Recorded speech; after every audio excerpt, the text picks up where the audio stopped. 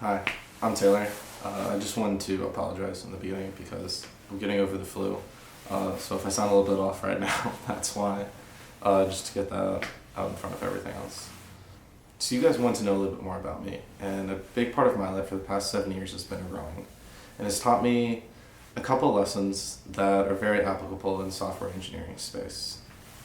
First of all, if someone doesn't show up for a practice, the boat can't go out onto the water, and therefore the actions of one person can so significantly impact the rest of the team, even when everyone else is on their prime.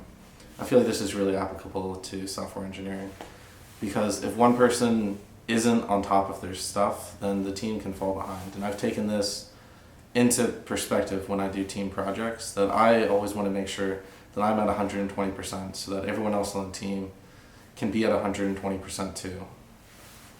Although it's easy to see these effects of one person slacking off in a smaller team, they still affect larger projects as well. The management is harder, and it's a lot more difficult to keep an eye on every single person.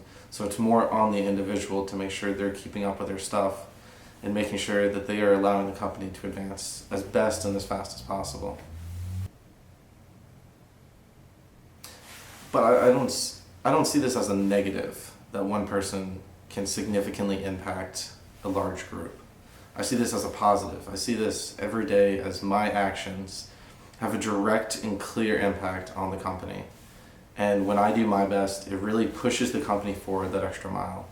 And that little fire under my butt is what drives me every single day to make sure that I don't slack off, and that I'm always learning the most and doing my best now, so that when I get into the workforce, there's no question of whether I can do something. I can get up, hit the ground running, and just knock it out of the park.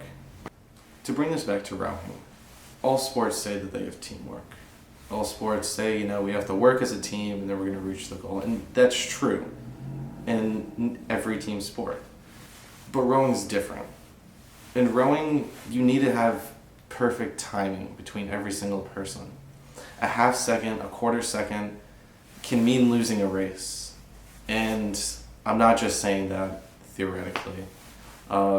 My freshman year, our freshman boat went to nationals, which was a really big deal. And they did really, really well. They made it all the way to the finals. But in that finals, there were a couple of guys who got a little hot-headed, got a little too into it. They thought they were the bee's knees.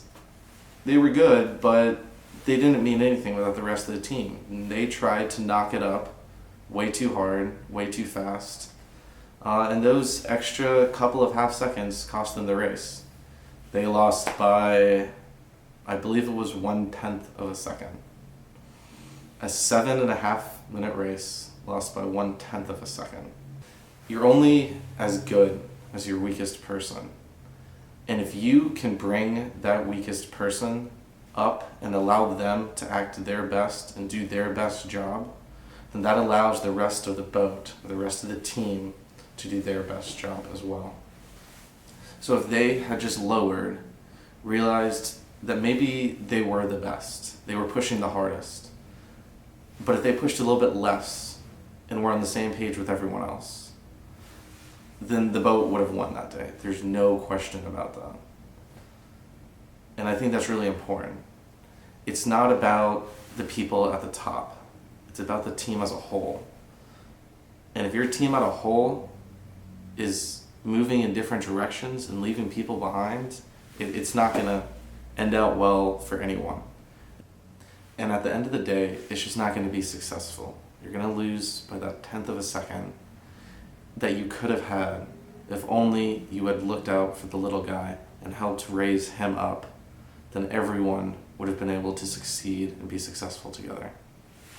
It's these little lessons, working together as a team and the importance of every person, the lessons like that I've taken from crew, that really push me to do my best and succeed in the software engineering and programming world.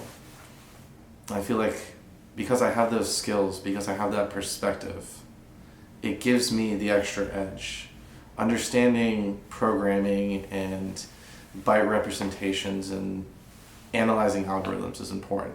Don't get me wrong. But being able to be a good team player and lift up the team with you and help that little guy out, that's far more important than any knowledge you could learn at school.